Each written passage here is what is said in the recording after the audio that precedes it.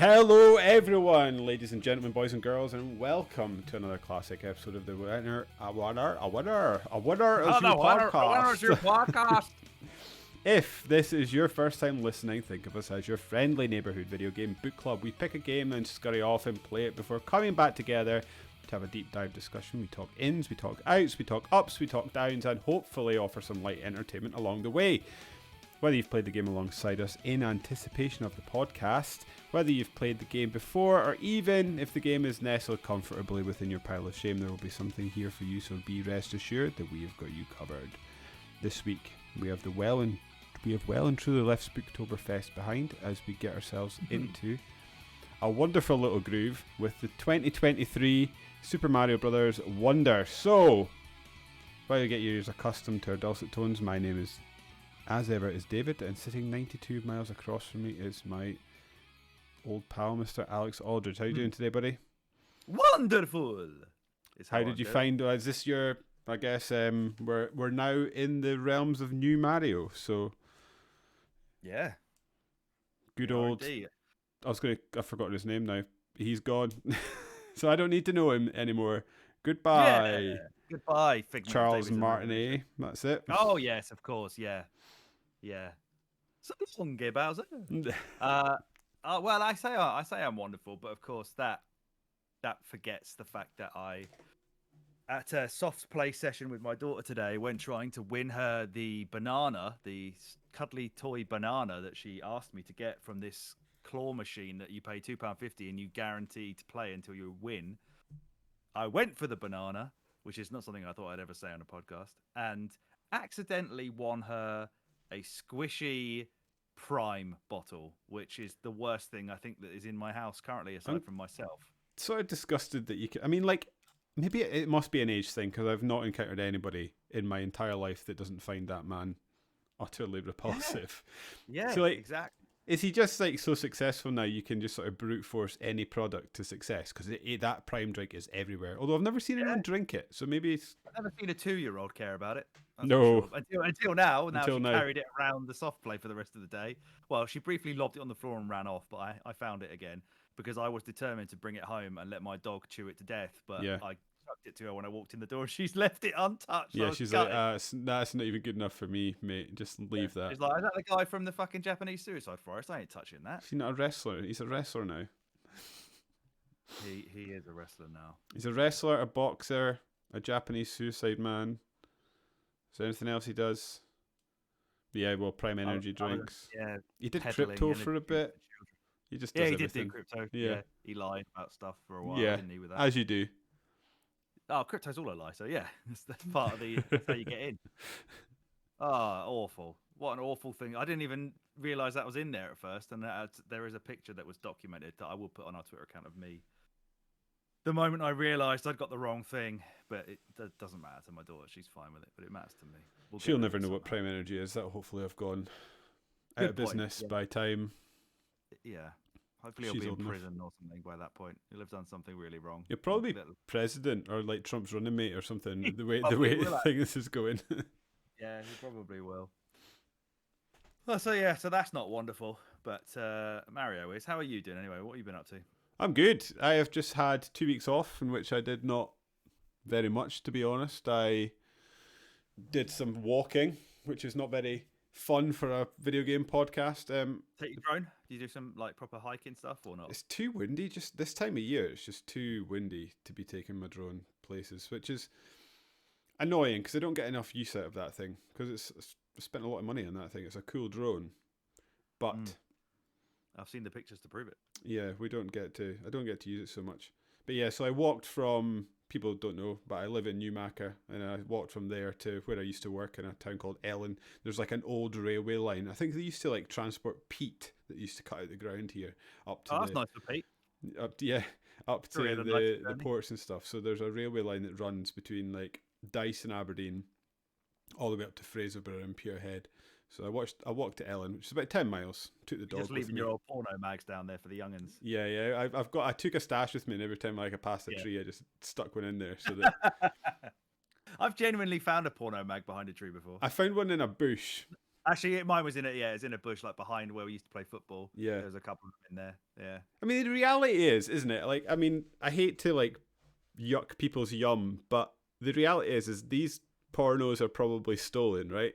And then they're taken by some kids, looked at in a bush, and then left in a bush for other kids to stumble across. It's not some like, I mean, that's a better scenario than the other one where some man is just taking porn into the woods to masturbate to it, or just to corrupt children. Like, yeah, this will be great. They'll love this. Yeah. Look at this. Yes, look at this Reader's housewife with her legs open and some staples are accidentally on it. Never be a centerfold in a porno mag, kids. You'll have staples on your bell end. Good porn chat for you. Remember, yet again making another appearance on this podcast. Tony with his wee porn that we found. He was in his dad's cupboard one day and he found a big stack of porn magazines. And he was like, "Dad, what is this?" Obviously, far too young to fully understand it. And his dad's the best excuse his dad could come up with is, "Oh, I'm looking after it for a friend." And then Tony was like, "All right." Oh, China. Wow. All the parents out there thought, I really want to get into this idea of a video game book club. But these two lads on Winner Is You, they're often too bawdy and risque for me to listen to in front of my children. But surely they won't touch anything horrible on a Mario Wonder episode. Sorry. No. We went there. You've got to go there. When a man looks like he's from a low budget porno with that moustache, you kind of have to touch on it at some point.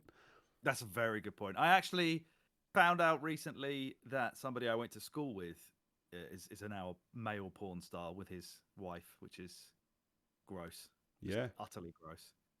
I did not choose to watch and see how he performs. I don't frankly care. He was a horrible human being. It sounds like he's carried on as thus. He's not the horse video, is he? That's doing the rounds on the internet. Yeah. I knew the horse. Yeah. Cool mascot.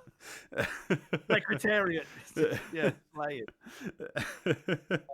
What's I going to say? Right, let's just. I don't know why these are things Alex has found out in the last few days. I also found out that one of the founders of CEX is Charlie Brooker. Random. I take it he's like the business investment side of that, right? He's not like I don't know how it started in 1992 and the first store was in like Tottenham Court Road or something and in London, and I know he's obviously been big into gaming and he did a show about games, didn't he, or like a mini movie about games before.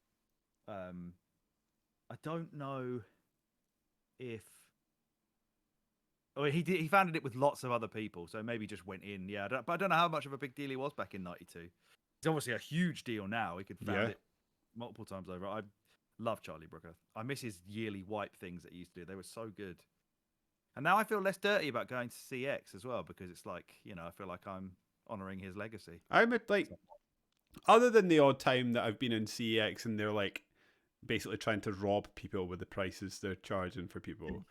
They're charging people for things. Like, let's face it, it's probably single-handedly keeping the sort of aftermarket video games, like physical retro game sales industry alive, isn't it? Like the fact that they basically have every game I could ever think of. Yeah. Online, like at prices that are shit because they've gone shit, but they're generally like lower than eBay. Mm-hmm. So that's probably because they, the games they sell you, A, you can't see what they look like, and B, they probably were found in a bush left by a train track under a porn mags. Yeah, the kids will love this copy of Katamari Damacy. They'll be corrupted by that. The sort of retro games store I periodically go to in the town over from me, they basically, what they do is they look up CEX prices and then undercut them. Oh, that's fucking awesome. Yeah, it's good. So that's heroic. That's God's work, that is. That's kind of what I'm hoping to find the next time I go shopping for video games. Hell yeah. Yeah. And I've now taken to, like, I will look like a freak on a train because I was sitting in bed playing Mario Wonder the other day, and I now, like, I'm so old with claw hands that I just play with the Pro Controller no matter what.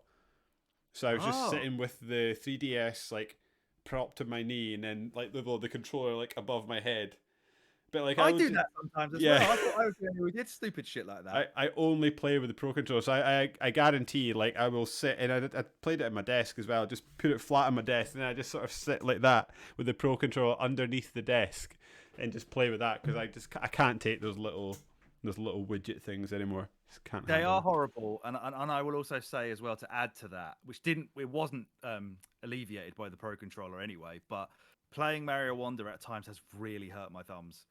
Like, It's especially on the more intense levels. I just was have to getting put a it sore down and go hand play something else. Yeah, playing the wall jump level. I was having to take breaks because I was like, I'm going to give myself an injury. I think I might actually need to do an audio thing. Hang on. On the Switch, like, I feel like mine. I should wear it mine because it goes. I don't know if you can hear that. No.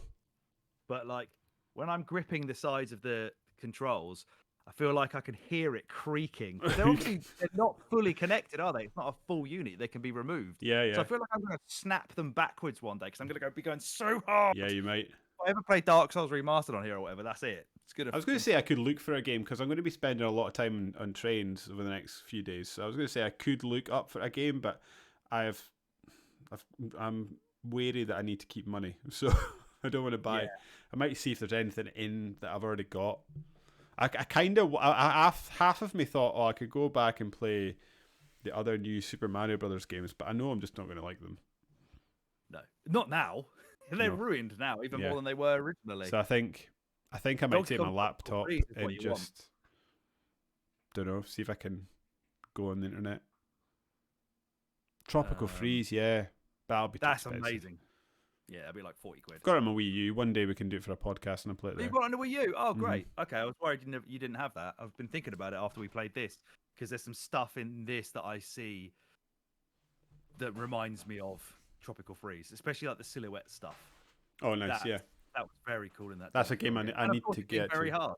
Yeah. We're going to have to do that on a podcast then, because that's a game I ideally want to get to, but have no idea when I would ever get to it on my own. 2014. Hey, there you go. Yeah. 10 years. Fucking Christ, upsetting. February. Oh, Valentine's Day, 2014. That's the one. February. Put it in the calendar, ladies. We've got our first game in the docket for 2024. Yeah, we're getting close to our last game of 2023. We've only got a few more to cover before we start doing end of year fun. Mm-hmm. So drink this one in, lads and lasses. There's no lasses listening. No, don't be daft. If you're a lass that's listening, let us know. And we're sorry for all the things we've said that sounded misogynistic over the years. Hopefully nothing, but I can't trust myself. No. Or maybe they're not misogynistic, but we've done a lot of male-centric chat about, people pissing over cubicles. That's not in the female community. They don't talk about being able to do that unless they've got really powerful back muscles and can bend. Yeah, they would. Yeah, spray. I try to work out the mechanics of that. It would have to be like bend over and face away from your target, I would guess. Yeah, I would have thought so. That's a new low for me. Yeah, okay. Let's talk about some Mario Wonder, Alex. We've been playing a game. Yeah, we have. We have indeed. It's been out, what? It came out 20th of October, so that's three weeks, is it? Okay. It's been top of the UK box charts that entire time, which is very, very impressive considering FC24 is now out. It's been above that, and Spider-Man 2 as well. It's beat everything. Do we know what the ratio is for boxed versus digital anymore? Because like some this is, I mean, like, fully cognizant that this is probably inaccurate, but when I see a Nintendo game at the top of the charts, I'm like, yeah, but I bet your physical sales are higher than the other two. Yeah, probably. Manufacturers' games are. Like Alan Wake, for example, didn't even get a physical release, did it? And that's what you would think of as a triple. Getting hold of it. Yeah. You'd think of that as like a AAA, sort of, at least a AA. They certainly, you'd think if someone did some market research, which they must employ someone to do that at Remedy or whoever it is who published it. Yeah. Just Remedy, right? They would realise whether digital sales are higher than boxed, and if they were higher than boxed, that's why they didn't release. I'm sure. Yeah, I was going to say, but then I thought I better not because I cannot remember the source. But I think digital sales count for somewhere between 60 and 70% of games nowadays. Oh, yeah. Certainly, I would buy more. I definitely own. No, do I own more digital than I do physical for modern consoles? Most certainly, I would say so. because I can usually get them in sales and stuff. Yeah. Or humble bundles or whatever. So yeah, And then there's like it that way. The PC market is almost entirely digital now, isn't it? God, imagine buying a boxed PC game now. It's not going to have a thing in it. I think for a while they just had Steam codes in them. You'd open the box and there would just be a Steam code in there. I thought I'd read something recently about somebody buying some game boxed and it had a code in it, and it wasn't a PC game. But that's a bad anecdote because I don't know what the game was.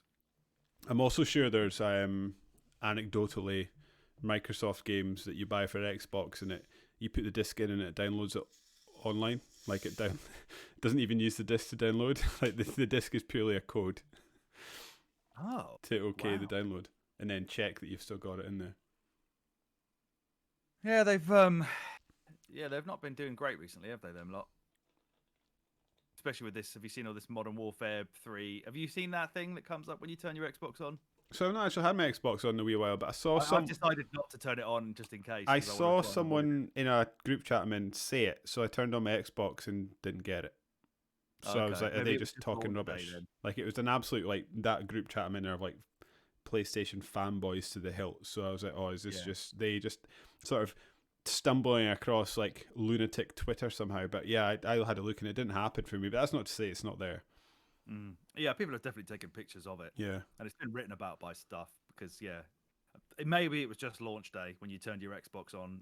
It would tell you to buy Modern Warfare 3 and show you Modern Warfare 3 links to the store and stuff. Maybe that was just on launch. Could be because like when I turn my Xbox on, I get little ads in the corner, but like they're not like most of my screen is taken up by what's on my console. Yeah, this was full screen. Yeah, it takes over the whole screen and you have to click it away, which is Yuck. Madness. Yeah, don't know why they thought that was a good idea. No, and especially when we're talking about a game that's actually getting completely shat on by everybody. It's Call of Duty, innit? It's going to get shat on.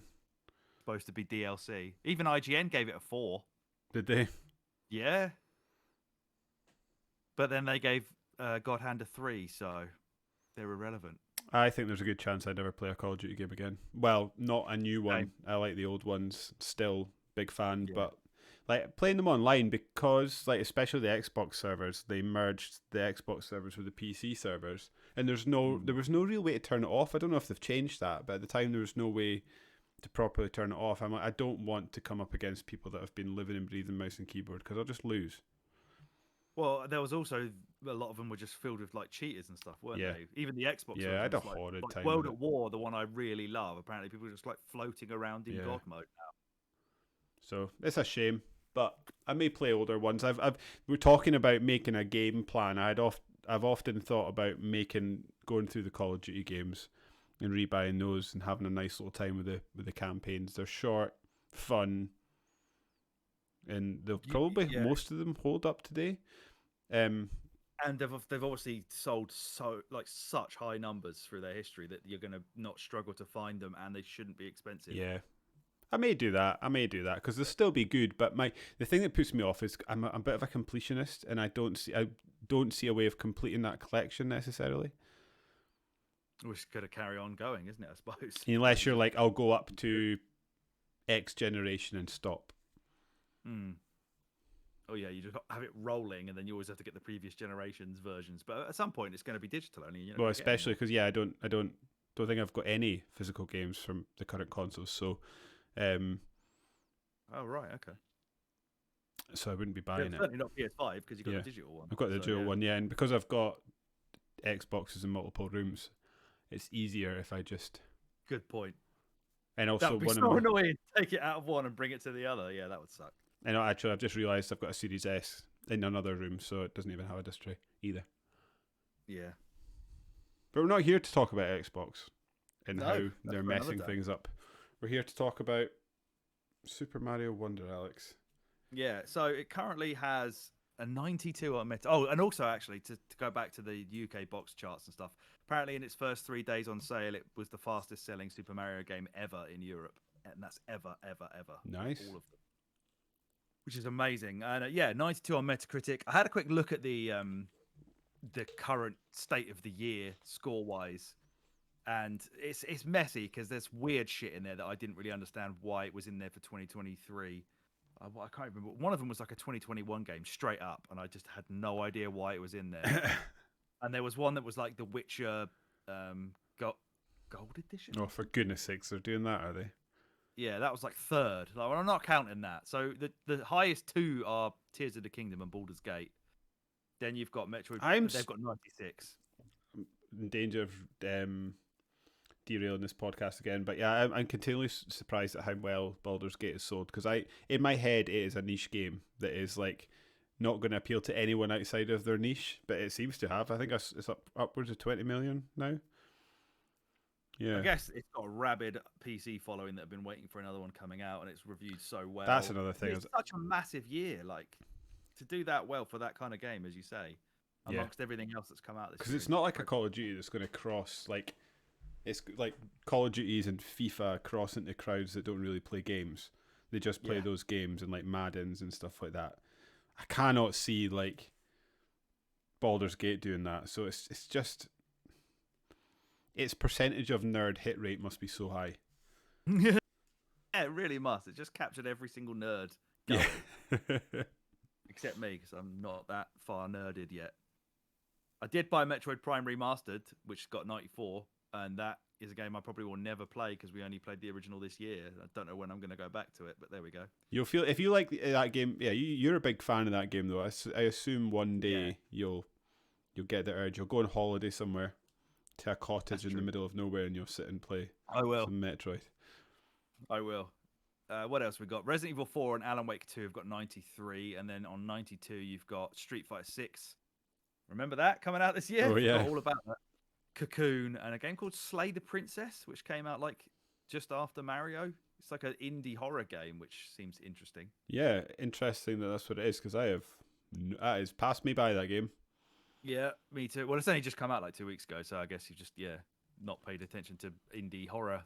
But yeah, I'd never heard of it either. And then Sea of Stars and Diablo 4 are on 91 for the year. Sea of Stars, I enjoyed what I played of that.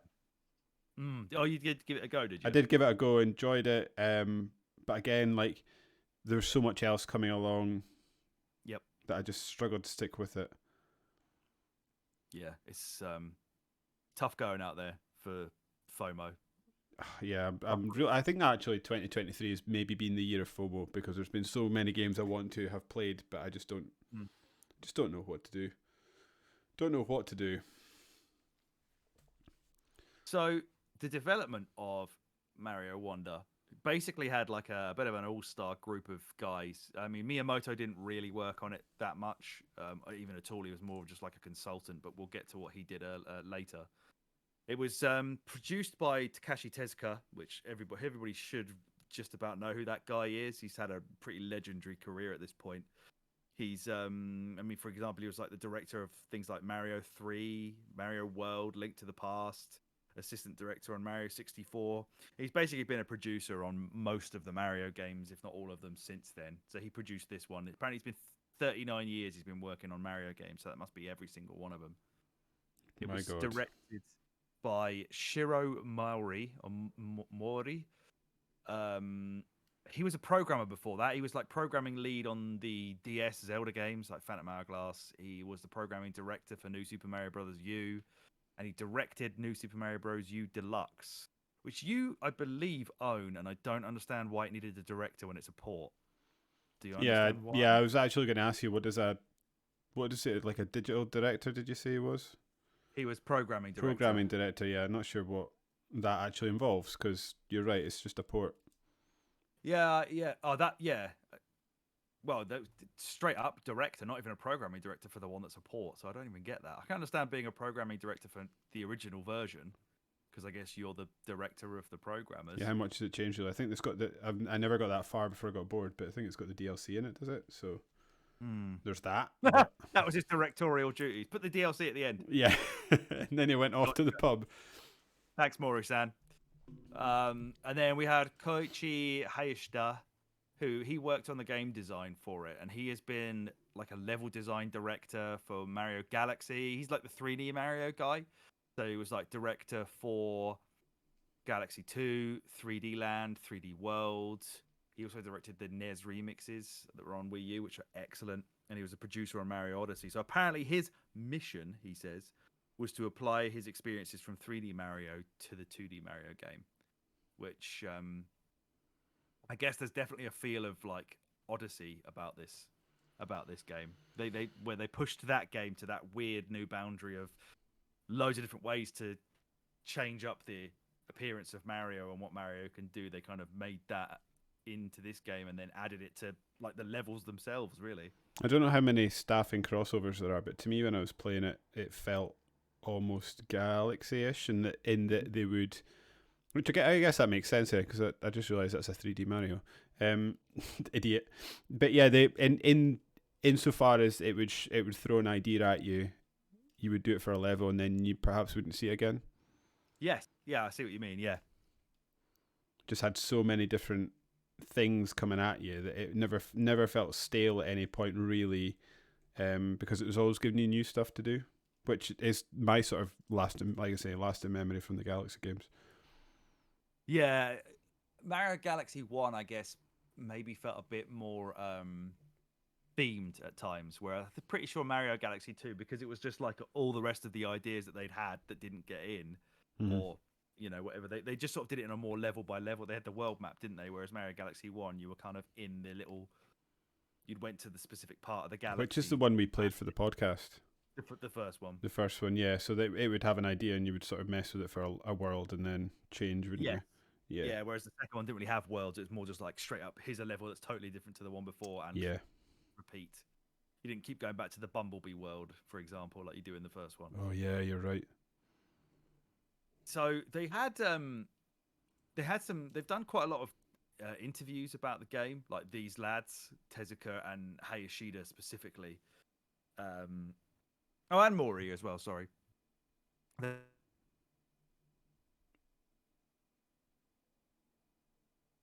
I'm just going to tell you some choice stuff that they said that kind of explains their thought process for the development of the game. Okay. And then what we'll do is we'll chat about fucking loads of stuff, mate. The wonders, the powers, the badges, the map. How so much in this game. Yeah, it's just it's absolutely crammed full.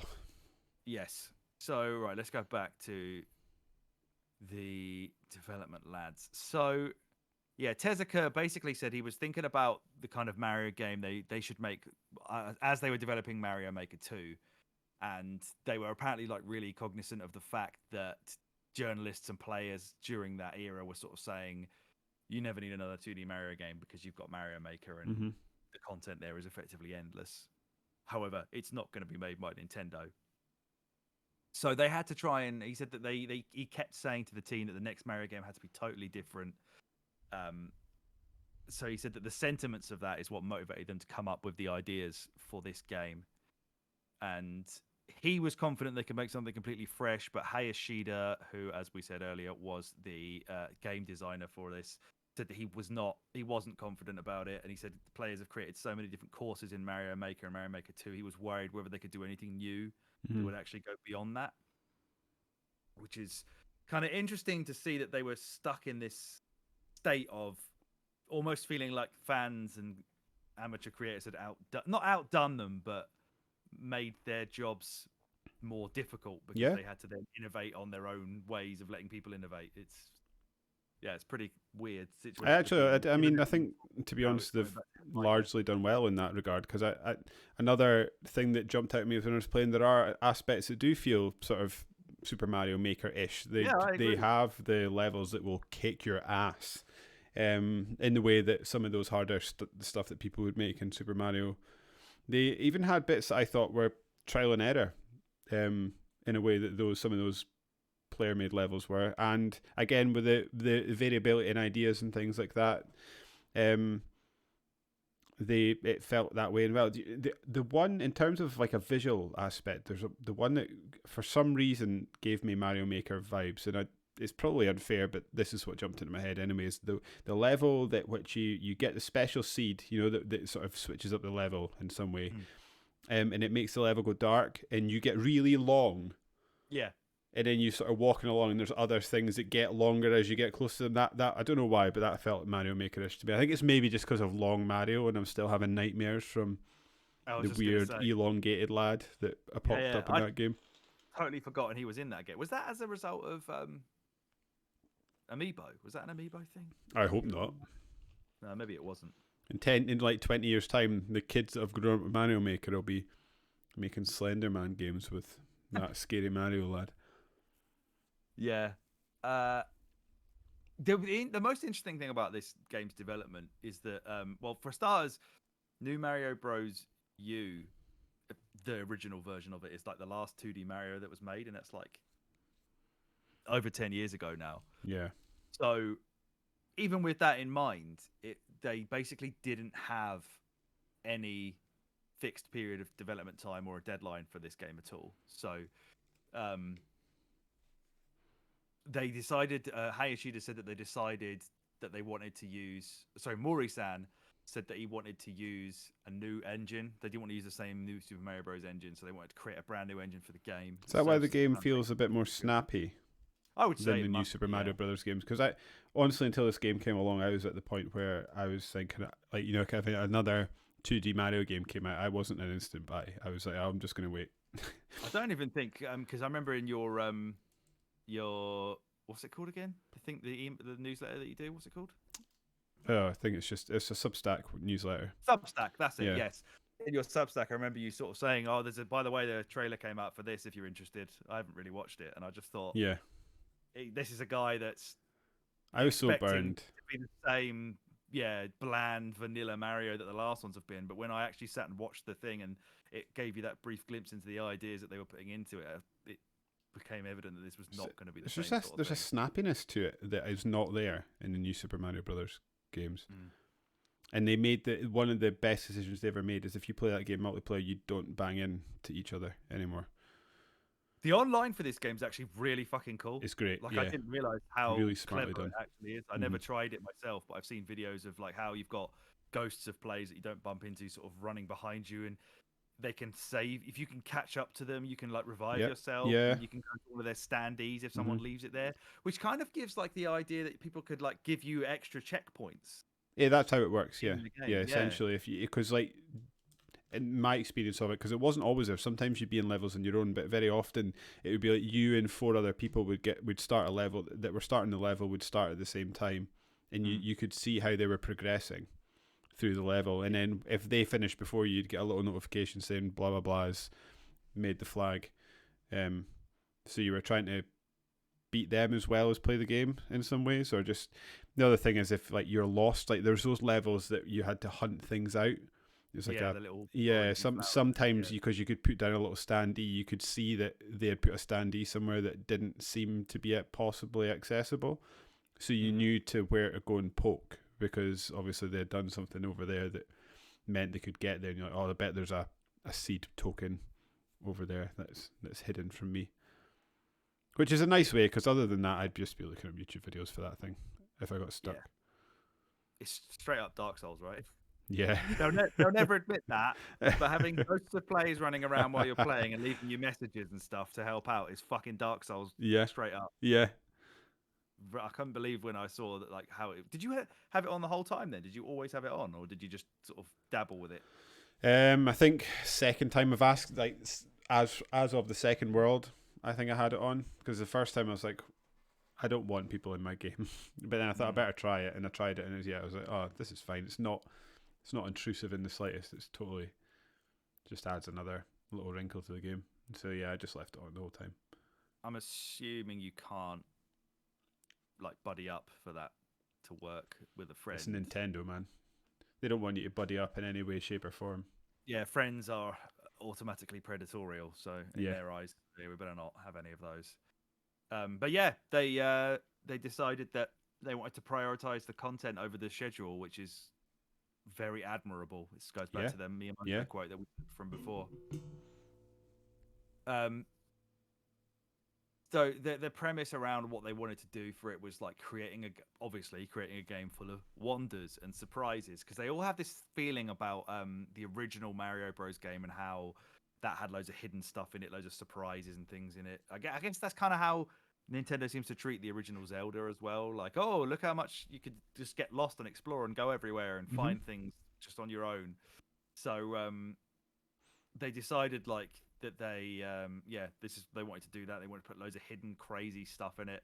So Mori, who was the director, said previous 2D Mario games featured variations of challenges that would scale up in difficulty as players progressed. This time, though, we decided not to focus on creating such variations, but rather on offering a large number of surprises that we thought would be fun. Frankly speaking, I wanted to include at least one element in each course that would surprise or delight players, so I decided to consult Hayashida-san, who had been involved in the development of 3D Mario games, and ask him how he included elements in Mario Odyssey, such elements in Mario Odyssey, which, again, as we said, speaks to the fact that they used that ideology of let's just keep giving you new wacky shit as often as possible to keep you invested. They had this like idea sharing session apparently where they got like loads of developers and designers and programmers to sort of join in and write down all these gameplay ideas for what they were going to do with the Wonder stuff, and they put them on sticky notes, and they apparently then made prototypes on the spot. And they, in that session where they had these sticky notes, they said they had over 2,000 of them, like written by all this staff. Well, I've got enough for a Wonder 2 then. Wonders. Yeah, but it's multiple. There's only 60 in this. Yeah. We've got hundreds to go. So Mori said this is when they were with IGN now. He said, in Mario games, you know, when Mario can go down a pipe, you can go to the underground area, or if he climbs the vines, you can go to the sky area. Well, we thought, what can we do to create an updated version of that? So the idea that came was, when you use an item, you're taken to a different area. And so when we created a prototype and showed Mr. Tezuka this, he said, well, if you're just taking the item, if you're transported to somewhere else, that's the same. Can't you just change the place as it is right now? And when I heard that, I said, let's just go all the way. Let's change the entire screen. So that's where we ended up testing out ideas like the warp pipe squiggling around, or the entire screen tilting or slanting, or even having to travel on top of a horde of enemies. And then apparently Tezuka said that the director was thinking, if we do that for a couple of courses, that's a great idea. And then Tezuka himself said, if we're going to do it, we'll just go and do it in every level and impact every single course. And apparently Mori then thought like he wasn't being serious and thought he was joking. And then, yeah, that's how it went on from then. Is just they decided, yeah, fuck it, let's do it in every... Because I didn't think I expected that either. When you see the trailer or whatever, you look at it and you think, oh, cool, they have some interesting ideas here. But you don't realise it's going to be in every single course that you have to find a way to see. The creativity is utterly mind-blowing in this game. Yeah, it's just wild. I spoke earlier briefly about Miyamoto and his involvement in the game, and he didn't really do a lot, but IGN asked them what feedback he gave and what they learned about from him. And Tezuka said basically like he wasn't in their hip pocket apparently, which I guess is something I have heard about Miyamoto recently, is that he can sort of be a bit overbearing and just sort of right next to like programmers all the time and designers, just kind of getting in their ear. He said he would just sort of come by and give opinions while they were working, and they would sort of observe things and make comments. And apparently, Mori said that he had a comment about Elephant Mario, where they were still doing sort of tentative visuals. But apparently Miyamoto came and took a look and said, that doesn't look like a Mario character. And there was the idea, obviously, about how Elephant Mario sprays water. And he said, if an elephant was spraying water, he wouldn't move that way. So apparently he didn't like the elephant at first anyway. He didn't think it looked like it was right for Mario. I did think there was a lot of the elephant in the game. Maybe it was just... the elephant?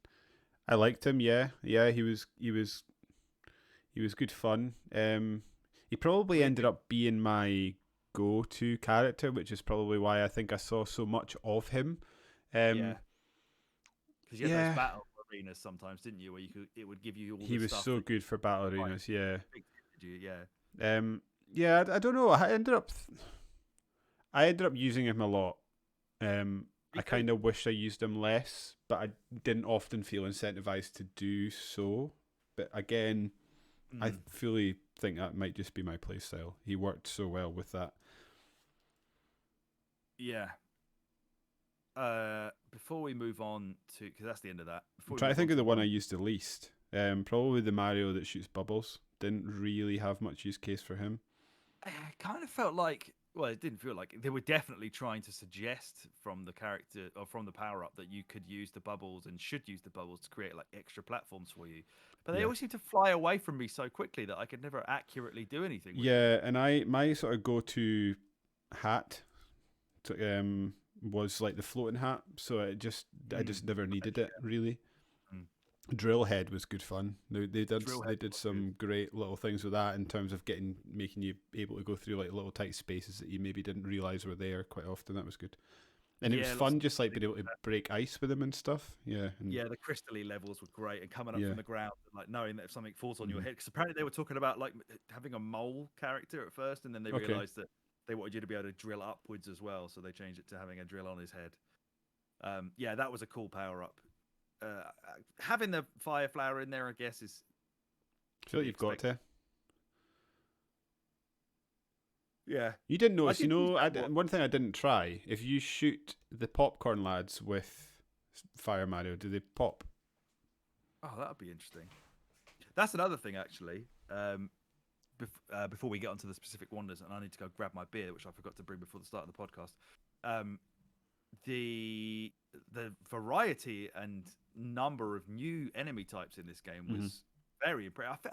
I don't. This could be total bullshit, but it does feel kind of like the new Super Mario Bros. Games never really did a lot to broaden the bestiary of Mario enemies that They much. felt very much. I mean, like I as much as I was kind of over the new Super Mario games, and I was at the point where I think I maybe just checked out the 2D ones. And I try not to be too harsh on them because they felt like they were for children to me, and they never sort of escalated in that way. They were just sort of Mario that was like recognizably him, had all the things you would expect him to, all the funny suits, and then they just sort of slowed it right down. Whereas this one feels more like a real Mario game in the way that those didn't. Yeah.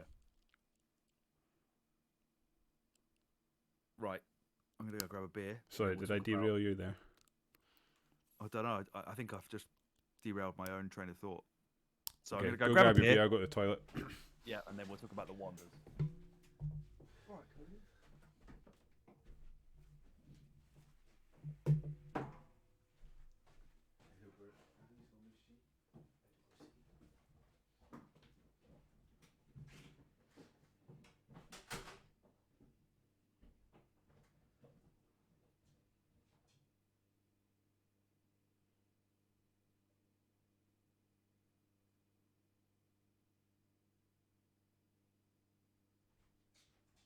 You're having a stretch, matey.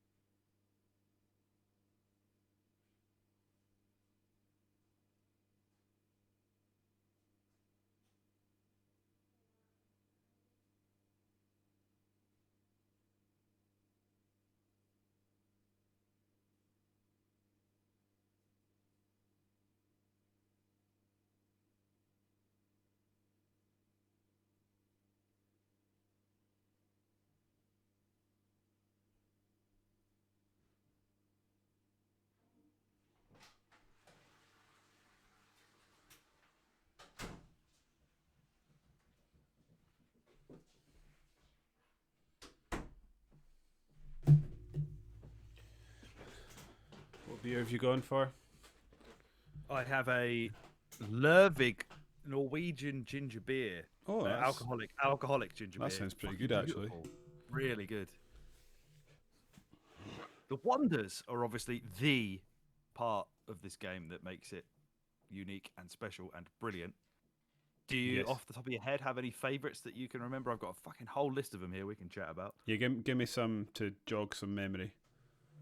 You've got some of the more basic ones, like the running after the squirrel one, where they just all start legging it from you. Oh You've yeah. got the big rhino, the line Mhm. of rhinos that come after you.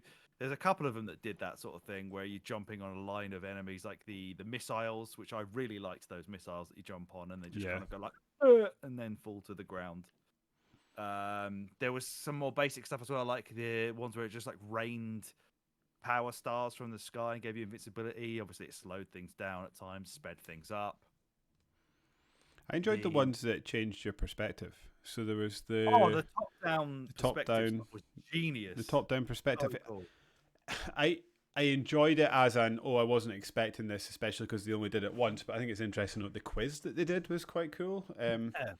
Yeah, that's Banjo-Kazooie style. Yeah, but I liked anything that they sort of majorly changed the perspective or changed you into something like that. I enjoyed it when you got turned into that little blob lad that could like sort of stick to all the walls.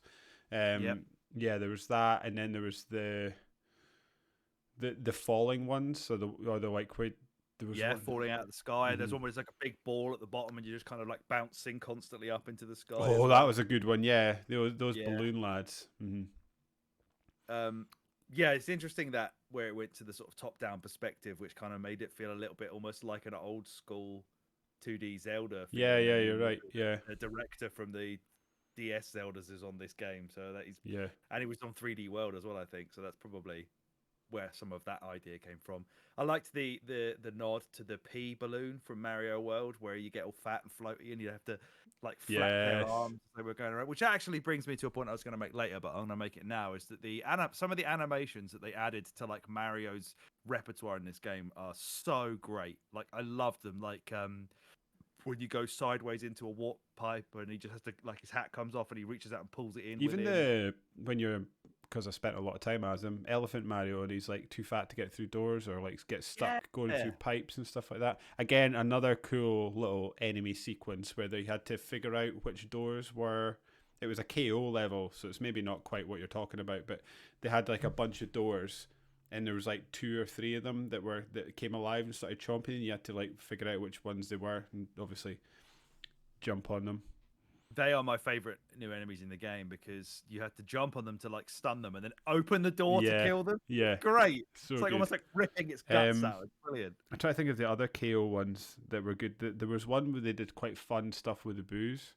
We had to like turn a light on and move the light around. Yeah, that was great. Yeah, that was really cool. And there's a Boo level as well where like King Boo, he's like singing opera behind you. Yes, yeah. There's a few. I'm sure they did it a couple times where they did like rhythm action stuff. Enjoyed that. Because that's some of my favorite missions from the OG. Well, not the OG, the sort of new, but now they're old Rayman games where they would do the sort of jumping in time. Yeah, that was more kind of like the level was set up so that you'd be in time with the music if you did it correctly. But this one, like the where you had to go through like that sort of waterfall of sand or whatever it was to go into that little dance party thing, and if you didn't jump to the beat, like the platforms would disappear and stuff. Yeah, was that the one? There was one amazing. Yeah, you had to jump in time with the beat, and it was almost like a multiplier. And if you messed it up, stuff would disappear. Yeah, that's the one. Yeah. And of course, the final boss battle with Bowser was effectively a rhythm fight because the way that the floor had to power up and you had to land the jump at the same time. Oh, that was a really good fight, actually. Yeah, it was good. I enjoyed that one. I mean, Bowser Jr. was probably one of the most traditional parts of the whole game. They did mix it up a wee bit because they had that. They did that one. Silhouette one was good, the silhouette one, you had to figure out who he was. Then there was the one where they sort of flipped. So like was there like water or sludge or something? Above you, and you had to like almost swim around. Then they had like the moving balls of sludge that would go around. They also changed you into stuff, so they made little Bowser massive, and then when you got him, and you were you were obviously smaller than him. Then it switched, and you were massive, and he was really small. Yeah, you're right. It was the most sort of in quotation marks traditional aspect of the game, but it did. They did mix it up nicely, but Yeah, no, I think other than the sort of set, I'm gonna have to set this. I'll say this again, and I won't mention it again. But like, take the new Super Mario games and set them to one side as like a different thing. I think the Mario games over the last decade have been really inventive when it comes to boss fights. Is it the what's the 2D Mario on Switch? I'm blanking. The 3D, sorry. Odyssey. Odyssey, yeah, the final boss in Odyssey, where you've got to sort of escape. That was awesome, and it basically turns into an anime, doesn't it? Yeah, and it had the anime music at the end, didn't it? Yeah, I forgot about that. And then you had on 3D World, you obviously had that big fight with like Cat Bowser as he's like scaling the building that you're running away from him on. Yeah, you're right. They have stepped up those certainly the end bosses in recent years. That's for sure. Recent games rather. Fucking decades at this point. Yeah, they feel recent, but they're not. Yeah. What else do we have? I liked the stuff where you sort of turned into different things, like apart from the fucking Goomba on that level that I absolutely. Oh, I loved that level. I think when I was when you were in a Oneer almost. Yeah, I did. I did it in a Oneer. Yeah, because you were talking about it. I was like, oh. That's one of my favorite bits of the game because it made you play the game in a completely different way to how you had played it before, and you had to like hide behind stuff so that the enemies didn't come and get you. And then obviously because the game goes from being this like really mechanics based thing where you're like leaping and jumping around and you've got real control over where you are on screen to this thing you just don't, and you've just got to slowly sort of methodically puzzle your way through. I liked it. Which is fine if you don't have to repeat the level 40 times because it just drags to the. I just could not do the bit at the end where those two birds are like shooting bubbles that you've got to bounce on, and there's a pipe that's sort of stuck in halfway. Just couldn't do it. It was driving me insane. I almost threw the fucking thing out the window. That was probably my least fun. Well, apart from the very last level, which we'll get to later on in our chat. Well, what else do they have for powers? Oh, one of my favorite levels. Or favorite wonders, other than like I said, where you turned into stuff. I enjoyed turning into that spiky ball, and it kept making bowling noises every time you knocked stuff over. That was cool. Oh yeah, that was a good one as well. Yeah, I forgot about that one. I liked the one where there was a random blizzard halfway through the level, and like loads of snow was like forming to give you extra platforms. But the one where you had basically like an avalanche with like that giant snowball was just chasing it. You had to stand on a giant snowball. Yeah. It was like picking up bits of terrain, and it even knocked over the flagpole. Yeah, forgot about that. That was so cool. And there was a thunderstorm one where you're like floating in the middle of almost like a tornado, getting electricity shot at you. And then of course there's the pirate ship kind of thing. Oh yeah, that was quite fun. Cannon at the back to fire your way through. I like that got damaged as well, so like if you weren't quick enough to shoot the enemies, they would like chuck stuff at you that would just like carve chunks out the pirate ship, and so if you obviously had to dodge the electricity, they would come and get you if you stood still too long enough, so you were trying to dodge that as well as the damage. It was cool. That was very cool. Like the little nod to Metal Mario as well from Mario 64, including the music from that version as well, where he suddenly he's like impervious to electricity, wasn't he? He was kind of conducting it at that point. Yeah. It's kind of like when you could also swim in the lava, which was also a cool idea. Yeah. When you got those pools of lava everywhere. And then the dragon, the skeleton dragon that turns into an actual big blue floaty dragon that you can ride on until you get to the end. Yeah, I like it. Yeah, because he when he starts doing like the loops and stuff. The game is smart in making it so you move from the sort of inside his loop to outside his loop. Does that sound? It's really badly described, but like they basically create an in and an out within this dragon that you've got to switch between, which I thought was really smartly done.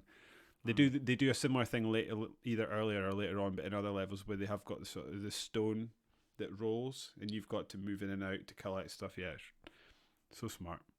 Yeah, and adding in like the purple coins to all of these things, like obviously adds that level of difficulty to it. But obviously, it obviously makes you think about where you need to maneuver to that you wouldn't. It isn't like the goal path. It's like out the way of it, which they've been doing since almost day dot really. But yeah, but this one felt just right to me. Yeah, absolutely agree. At no point did going back feel like a chore for me. There were times when like I wasn't disappointed that I'd missed something at a level because kind of like I just want to do that one again because it was just fun anyway. not just doing it for completion's sake. But the wonders were amazing. I cannot believe they were on every level. Yeah, so good. They also did badges in this game as well, which you earned mostly through doing like an introductory level. And this was like classic Nintendo Mario level design or Nintendo in general, where they kind of give you the idea of what the power is and how it's going to work when you first get it. You'll get the power up or whatever, or the badge.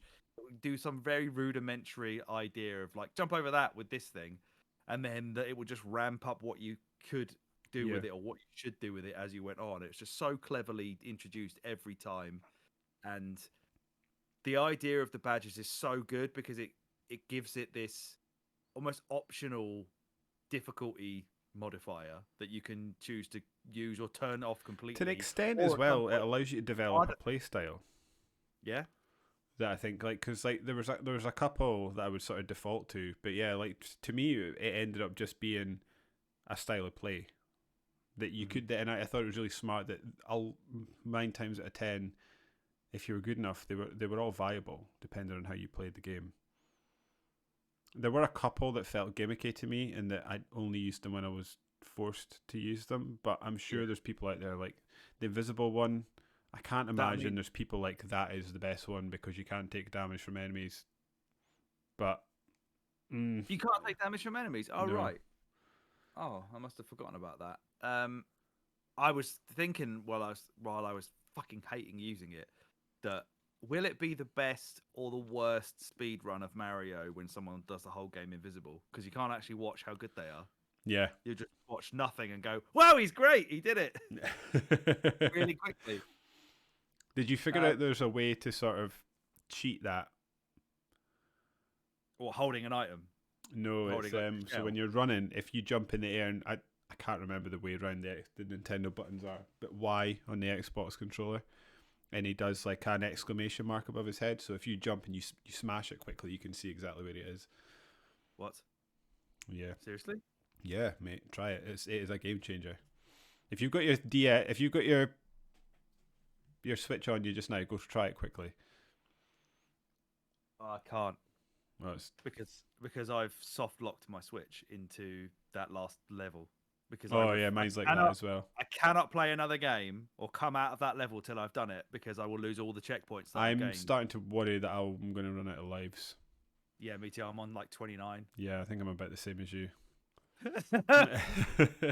And it's annoying though because I feel like per run you get about 75% of a life ish.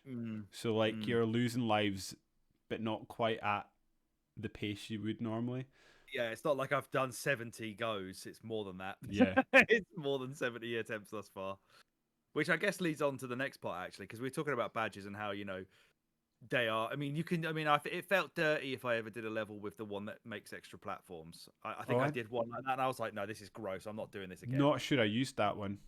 Yeah, that's unless but I that's was great. made to. That's great because the previous 2D Mario games have been almost too childish and too easy until like the end game. You've got to go through and do everything, and then we'll give you the hard stuff.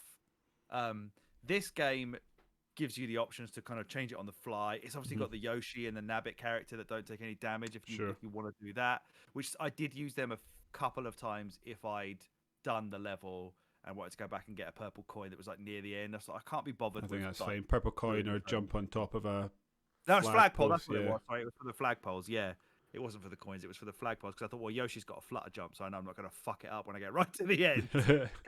The Goomba level was one of the ones I didn't get it on, so I was like, I've got to fucking do the Goomba again.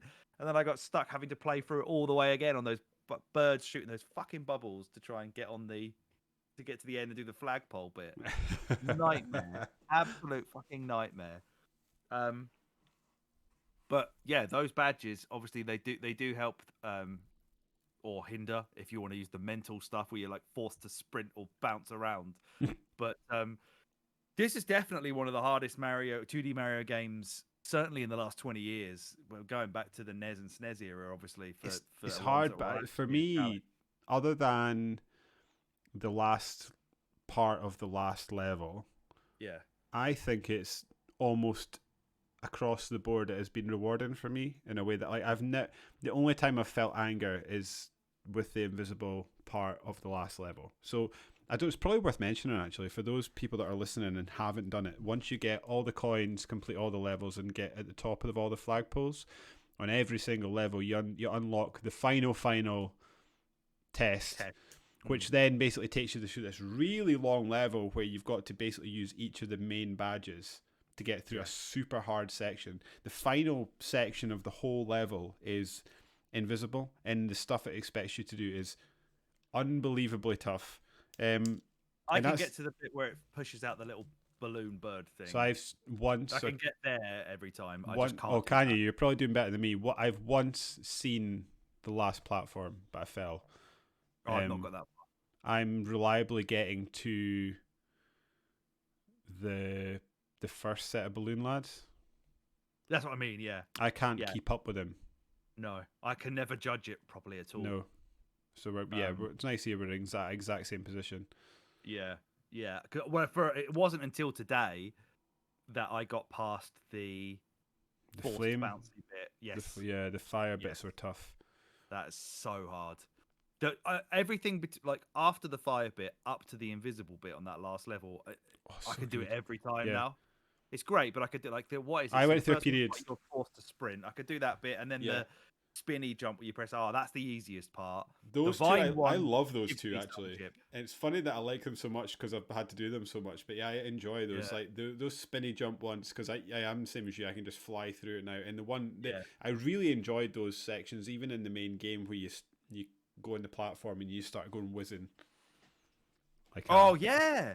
I like the little noise the Pro Controller seems to make when I'm playing it. Yeah. If I turn all the volume off, it's just because like I didn't realise that. But to finish my point previously, the only time I actually have felt even slight game rage is the final bit of the final level where you're invisible. Because I that's the only time I don't know, maybe I'm being dramatic and maybe I'll change my mind. That feels unfair to me. And it's tough but not in a way that I'm enjoying. But again, probably personal preference and just taste. It is one of the hardest things in gaming I think I've ever taken part in. It's unreal. I'm glad you're feeling like that because I was doing this. Am I just bad at games now? Because I'm having such a tough time here.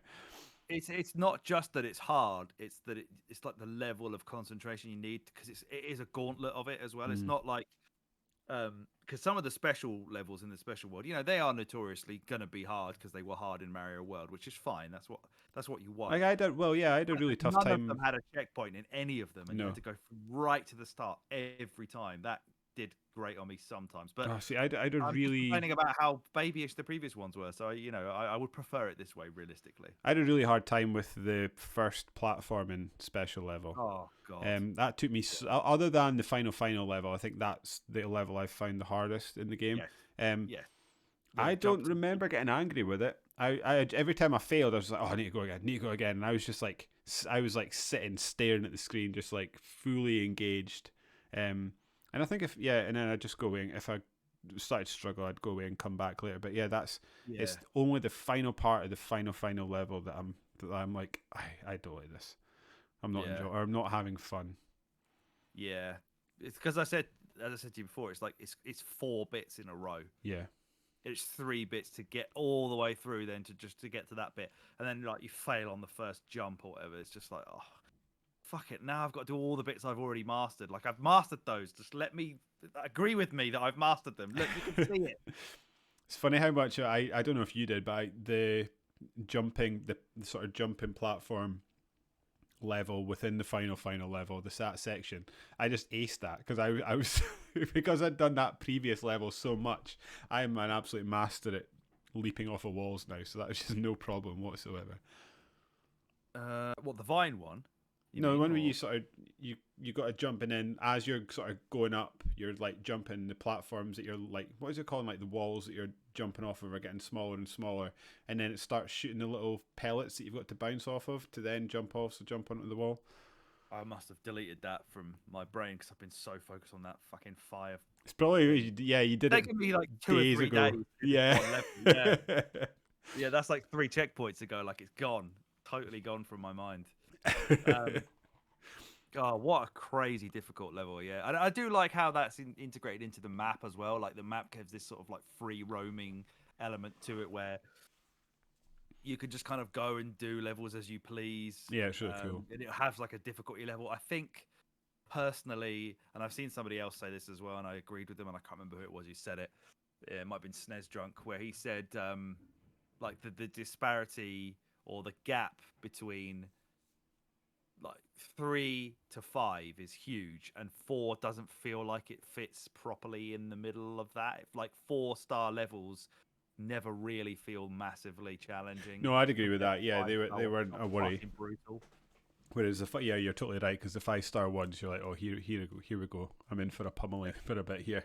But yeah, you're right. The 4-star ones are fine. Yeah, and I'm trying to think. Yeah, probably the 3. Yeah, totally agree with that. That's a good point.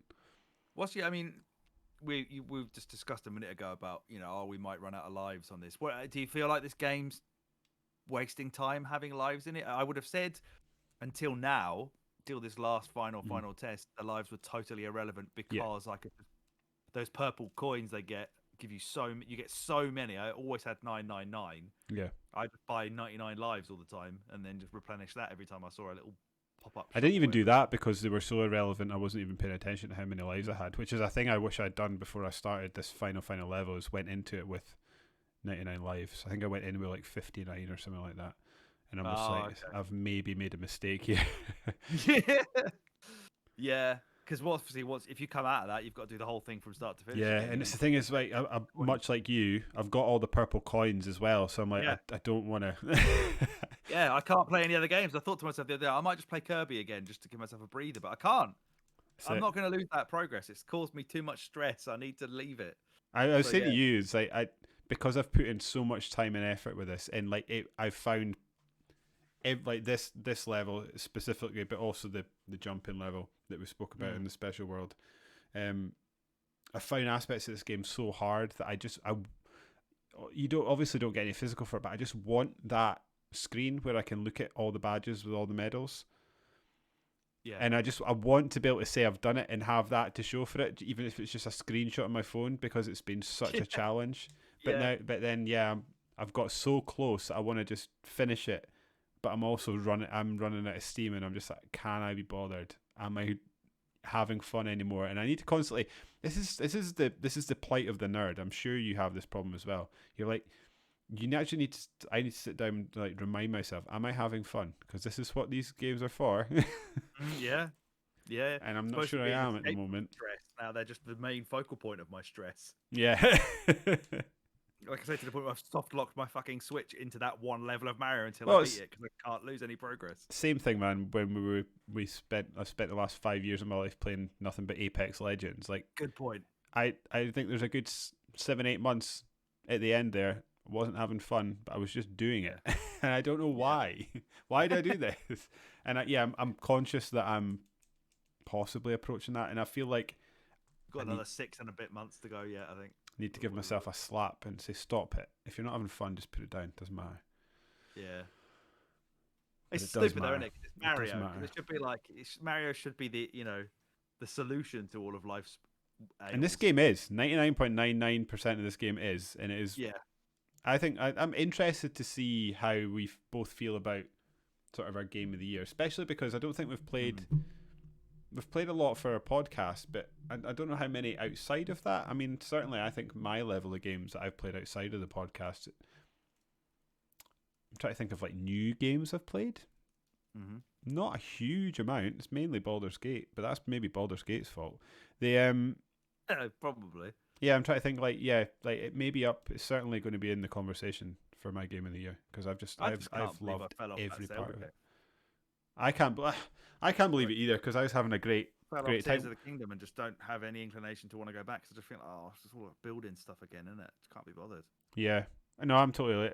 I don't know. Maybe I need to think about this, and maybe we can chat about this in person. But like, I just think like there's just something about this game that just isn't grabbing me in the same way. Even the previous one did, and I don't know what that is. And I maybe need someone to tell me what that is, because I can't quite figure it out. Yeah. What was I going to talk about next? back to the world map though. One thing I did find quite funny is why does Bowser not just take a? You know, at the end when you go to the final Bowser fight and he's like giving you these platforms so that you go through like, here's my next test and all that. Yeah. Why doesn't he just take the platform away while you're walking over it over a fucking vast sea of acid? Deal with him. Yoink! Why is he letting you go to levels and watching you win? Especially because of the kill him. He's there. Given the track record he's got of actually beating you at anything. Yeah, idiot. I love the fucking fact that when you're when you're doing the fight against Bowser, because it's like rhythm based music, whatever. The fact that he's just angrily dancing in the background when you've beaten him on stage, he's like, "Oh, for fuck's sake!" while he's like grooving away. Just so good. I'd have loved a little Jack Black cameo in this. I would have loved that. Great. Yeah. We haven't really talked about the story because there isn't obviously much of one. It's slightly different because Peach isn't involved, and Bowser's seemingly just wants to turn himself into a castle. Yeah, and be a bigger dickhead than usual. You're helping out these, I don't remember what they're called now, poplins or something stupid. Some little prince who's got badges that he sticks on his head.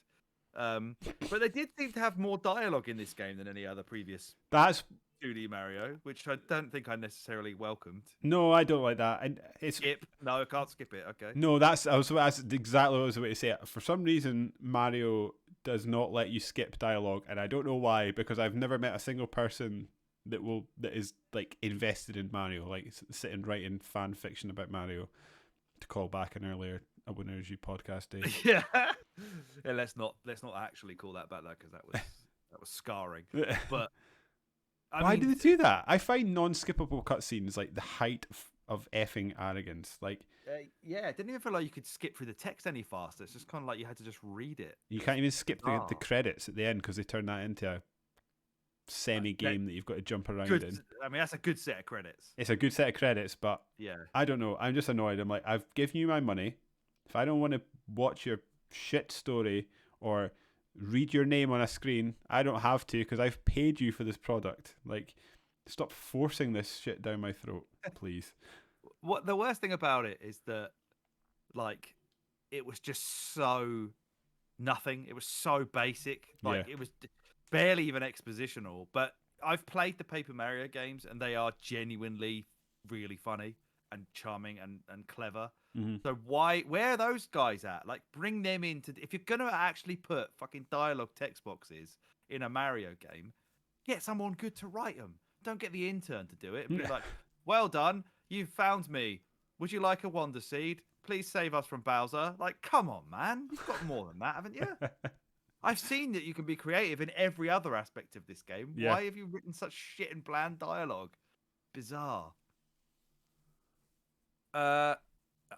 Yeah, so going back to, this is like just a general thoughts bit now, like going back to when I was saying how much I love the animations of Mario and stuff, like the look of Mario as well, like when he's running and he's got that like determined expression on his face and his hair starts flapping, it kind of looks, he almost looks a little bit like clay-ish to me, where do you remember like the old, like the 90s Mario adverts? There's like a weird Japanese one where he's like singing a song.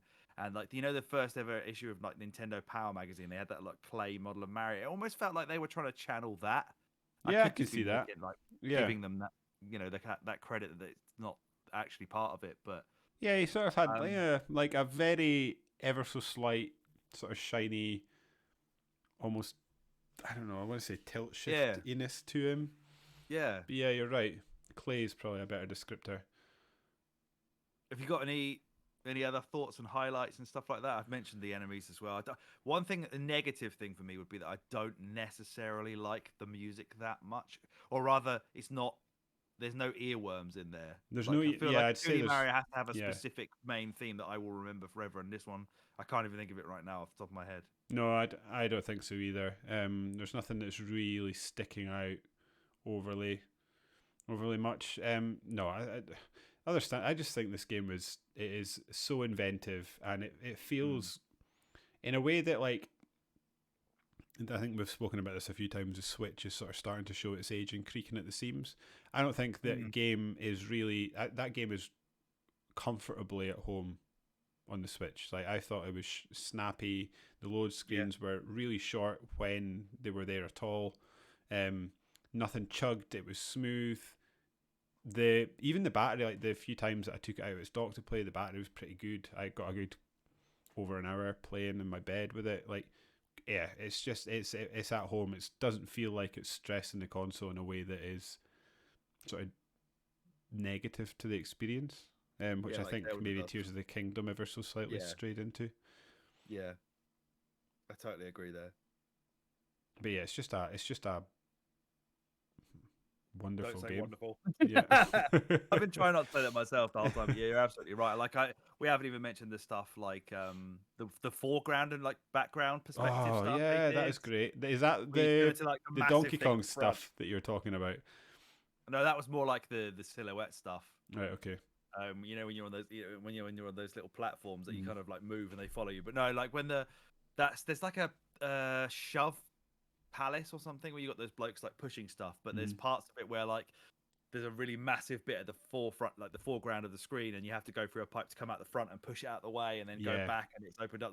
It's so clever. There's just they've got like if they've got 2,000 post-it notes or whatever, they have, as we said earlier, got endless like repetition of this formula that will. Do you think they'll do DLC? I honestly would bite their hand off at just here's a more levels DLC. Do you think they'll do it? They would do that.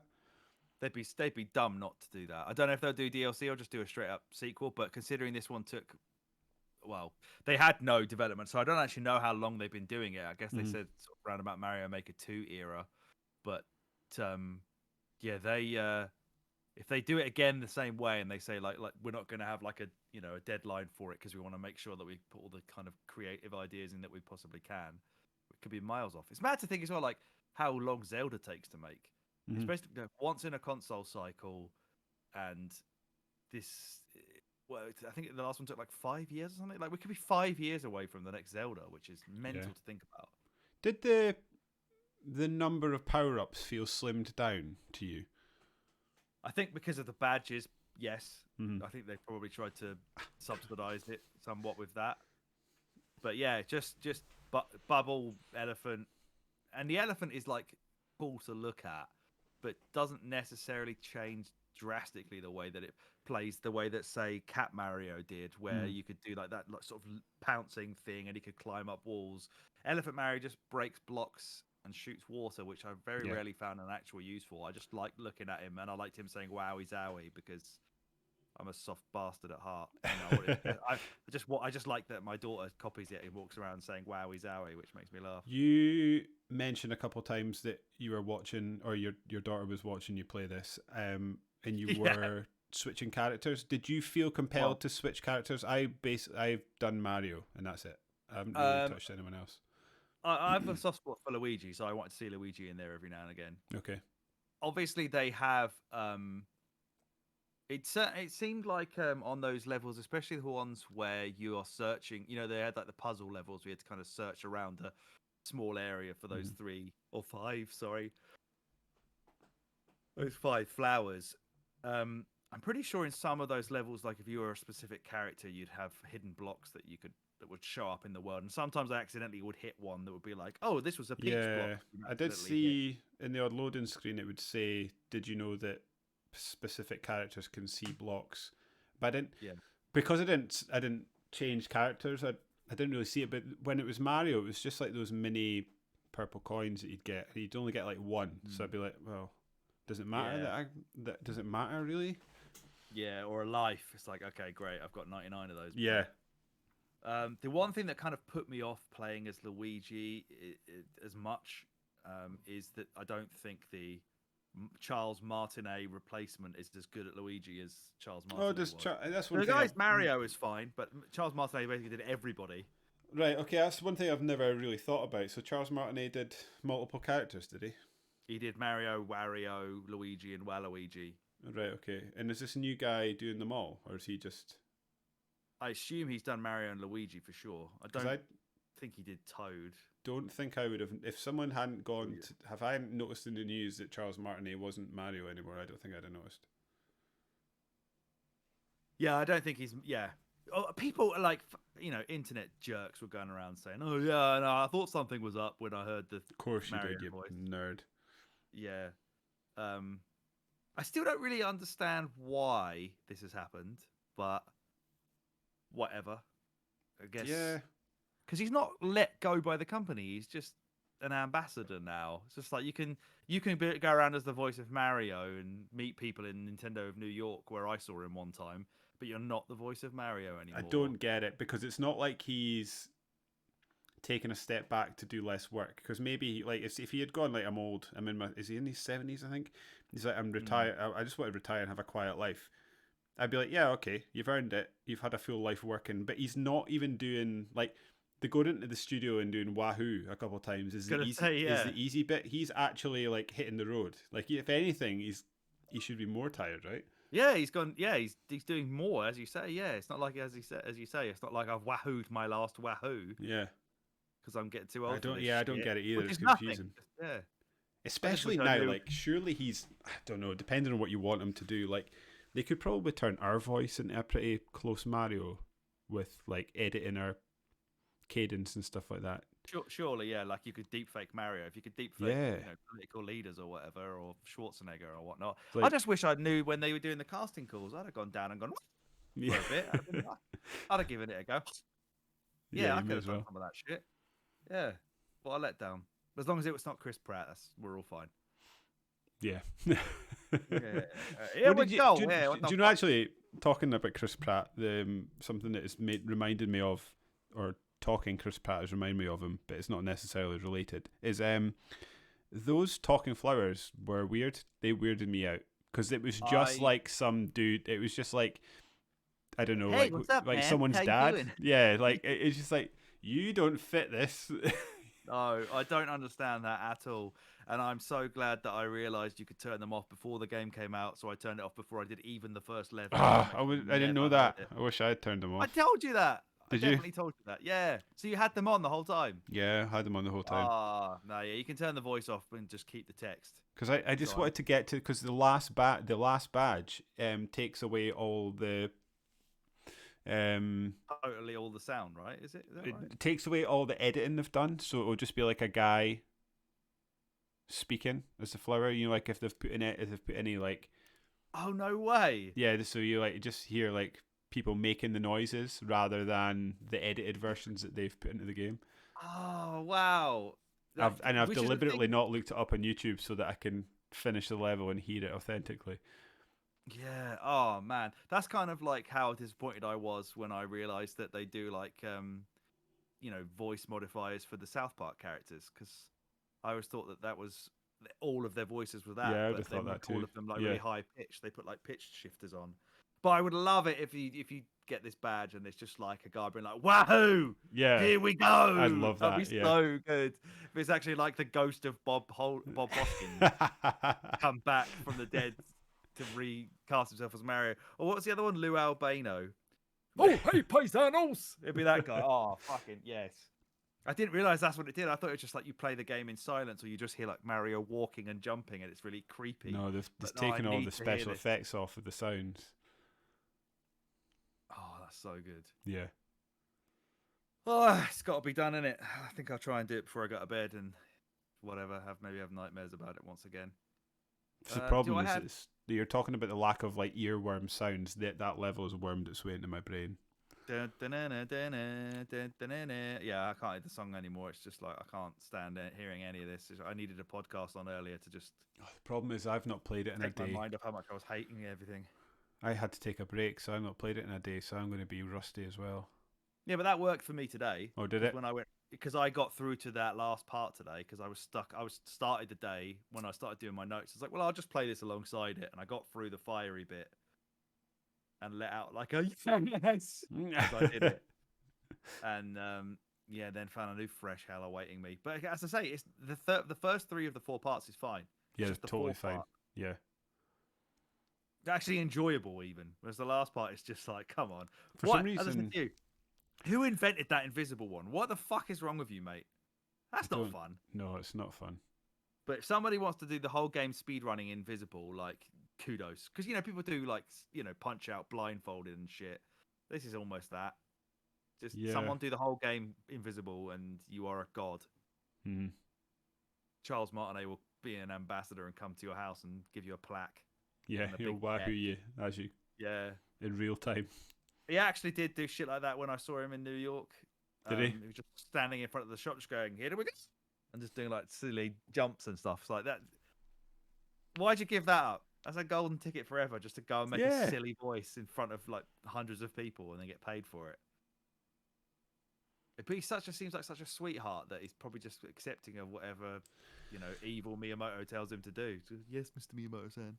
Yeah, I think it's lovely. Like it's usually drugged up rock bands, but you often hear about people that have got famous on something and then they start to resent. There's like Kiss will refuse to do the song that made them famous, that everybody knows and stuff like that. And she's like, yes. mate, these are the people that gave you the privileged life you've got. Like, if they want you to do something, no, that's not right. If it makes their day, it's nice that Charles Martinet is like, yeah, if it make like I've done this all my life and I'm quite happy just to do the thing. Say the line, bud. Yeah. It's like if you were back in the Attitude Era in wrestling, you went to see Stone Cold and he's like, I'm not doing a stunner anymore. I'm not doing it. Yeah. My new finisher Can you give me is a going to hell be yes, a DDT. Steve? Yeah. I don't say that anymore, kid. Oh, okay. But that's basically all I had to talk about on Mario Wonder. Other than I guess it was nice they don't have time limits anymore. That was a pointless thing that I'm glad they got rid of. Yeah, that's a pointless thing. Glad they did that. Especially if they want you to see everything in the level and find hidden stuff, like let me do it at my own pace, Yeah. please. Thank you. So glad they did that. Yeah, and again, just to reiterate, it was so refreshing that they would just like have an idea and then they'd do it and then they wouldn't touch again. Like I was thinking, like as you were talking a while ago, like talking about different levels, that there's a couple, there's at least one level where they have the keys that you've got to find, and then they just don't touch it again. Like there's all this stuff in games that they're just in the game that they're just like, oh, here's a little mechanic for you, and then they just abandon it entirely and never come back to it, and it's awesome. It's very, very awesome. Like as you say, pushing Game of the Year, noms, big time. Yeah. I'm so glad that Tezuka came in and was like, do it in every level if you're going to do it. And they were like, yeah, good idea. Let's do it. Let's get all the lads in and we'll have 2,000 ideas to pick from. I hope we get a DLC. So glad that kind of thing still exists in game development. Mm-hmm. Just that level of creativity. And yeah, DLC would be amazing. Or just like, we're going to do it another one. Don't worry. The one thing I want to see happen is if they do another one and they do it on Switch 2 or whatever the fuck they call it, I want a Wonder Flower to change the level into a Mario Kart track just for a bit. Yes. And then it goes back to Mario at the end. That'd be sick. I'd love them to do little nods to different Marios. Yeah. Fucking turn him into Samus and have a little Metroid bit. Give you a cape. Bring back the cape. Yeah. To turn the whole graphics into like Mario World for like half a level. Yeah, you go through a flip it. Yeah. So much. So much. Good. They've done, and yeah, how do they keep doing this shit? Like, obviously, we weren't saying this when they were doing New Super Mario Brothers, New Super Mario Brothers 2, New Super Mario Brothers U, whatever. But now they seem to have found the groove with this thing again, or they've totally ripped up the rulebook and started again. It's just like, how do you keep sort of what's the word, like revolutionizing or like changing completely what Mario actually is, and Zelda to an extent. As much as wild, me especially, but as a pair with like shat on things Nintendo have done and said over the years, and mistakes they've made, and their sort of belligerence and refusal to sort of go with the times and change or modernize in certain ways. Like, it's nice that one of the biggest companies in video games is still a company that, to me at least, just feels like they love games and they want to make games that people love and enjoy. And it's not about how can we turn this into a live service game, or how can we make the most money and then run this series into the ground until everybody hates it, and then find another one that will then rinse and repeat and do the same thing. And they just make games because they like it and they want to make their fans happy. Yeah, it's why they get a free pass for a lot of stupid shit that they do. And some of the stupid shit has involved Mario in recent years, where they fucking limited a collection of their best Mario games to 6 months. They do, yeah, they do like stupid this stuff. Is why they get away with it, because when it comes down to the meat and potatoes of everything, they make fucking great games. I mean, they're the best games. I mean, I'm going to like counter my point in that like they aren't all like that. I mean, like they brutally shut things down that are no longer profitable. Like their games never go on sale, which is a money thing, right? And then they also like they will shut down a service. Like they will just shut a store down really quickly if it doesn't make any money. Like the Wii U's, unless you've got a physical game, it's not usable. And like there's stuff with the internet they've got, like just like the friend codes is a mess. Their party chat is a mess. It's basically non-existent. The fact that I couldn't log in when I got my Wii U, I know this is like previous generation, but when I bought that second Wii U, I couldn't log into my old account because it was locked to wherever the fuck my old Wii U is. Yeah. And it's just, so they do daft things, but every so often they hit gold like this, and it's just, oh yeah, this is why we love them. The fact that you've got a Twitch app on Switch that you could watch Twitch on but couldn't use to stream to Twitch like you can on every other console, and now they're shutting it down anyway. It's like, what the yeah. But yes, they have genius people who work in their game design departments, and they make bangers like this that you just can scarcely believe they've come up with. And it's just the purest part of what gaming should be. And how old is Mario? And he still feels fresh and new. And that's what I mean. How do they keep reinvigorating it like this? Same with like Zelda, you know, although we've kind of fallen off of it a little bit. Like they've completely reinvented what that is. Yeah. Over and over again. Like every time they make a main Mario or a main Zelda, it's nothing like the previous one. No. And if it ever gets like the previous one, they do realize and then they sort themselves out. Mm-hmm. It's like astonishing. Long may it continue. Yes. And hopefully long may our lives continue and that we make it to the end of this level that we're plugging through. If I run out of lives, I'm going to be absolutely heartbroken. Oh man, it might break me. It might break me. And I suppose that brings us to the end of another episode of... I sound disappointed. I'm not disappointed. This was a happy episode. This was good. That brings us to the end. It's over. That's why. Yeah, another episode of the winner. Oh, actually, before we do that. Okay, so next up, Alex, we have got Max Payne 2. That's our next game we'll be covering, yeah. That's maybe a podcast before that, but that's the next game. The next game we're covering, so if you're wanting to get ready for the next podcast, for the next game that we cover, yeah. That's got you were saying it's got an anniversary on the 25th of October. What anniversary is it, Alex? Good question, hang on. And do you think we are on the precipice of Max Payne making a comeback, or do you think that, you know how they're doing this remaster, sort of well, it's like a remaster make, isn't it? They're sort of rolling the first two games into one. What, Max Payne? Yeah. Is that Rockstar though? Is it Rockstar? Well, they own the IP, so I think Remedy have got something to do with it.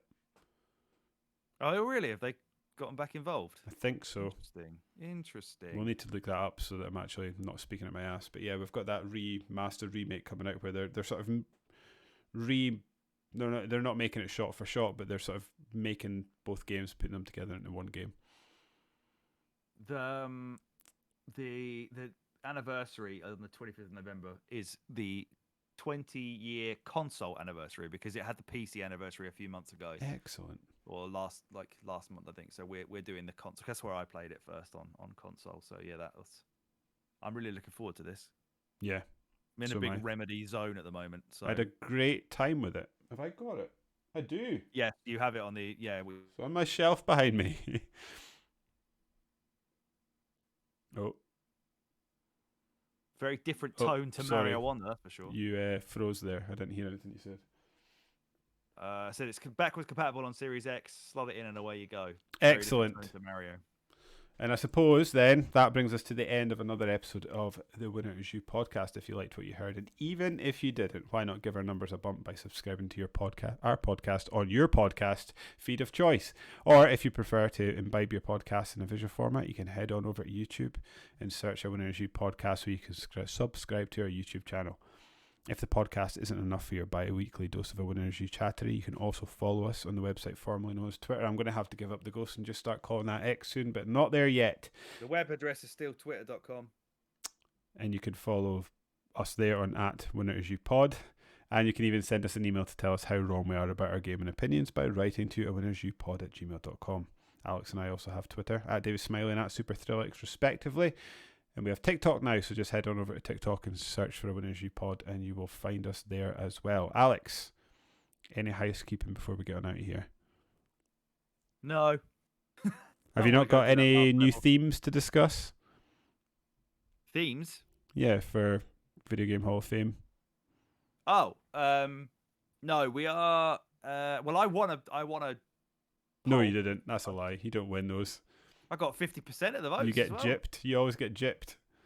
I know. Well, that's because Steve picked some shitty old Commodore 64 game that no one knows about unless they're 40 years old. Poor Steve. So that gave me the win, and Rob picked Last of Us, and people got us upset because they don't think it's a horror game. So I was proven right in all of my sentiments. So you can Vince McMahon strut your way into the next podcast as the reigning champ. I will. That records in a couple of days from the day that we're talking about Mario here right now. What's the? This one is one of the. It's the 20th episode, so it will be we're all gonna induct a game of ours that we've previously nominated that didn't win. Oh, okay. And then what we do is we figure out like our roadmap, for want of a better phrase, of categories coming up. So we're gonna do we each pick a category, like each of the four of us each decide on a category we want. Then we do a random one. Then we pick another one each and then put that to a poll so people can vote on which of those four that they want. And then we've also got some more stuff that's going to be coming up towards the end of the year on that show. We're going to do listener's choice. So we're going to put out on Twitter and just the first four games that get spoken about, as provided they're not a fucking joke like Superman 64. We're going to have the listeners tell us games they want to go into the Hall of Fame, and then we're going to randomly assign them to one of the people on the pod, who then has to try and talk it up to win the vote. Excellent. In January, we're going to do 2023 games, so that'll be like a de facto Game of the Year episode. And I'll probably be nominating Mario Wonder for that. I think it's probably, it. So we're just going to be planning, basically, on record, what we're going to be doing for the next, 10 episodes. It's good fun, though. Yeah, sounds it. And on that bombshell, I've been David, he has been Alex, and we've been a Winners U, and I'm out. Thanks so much for playing my game.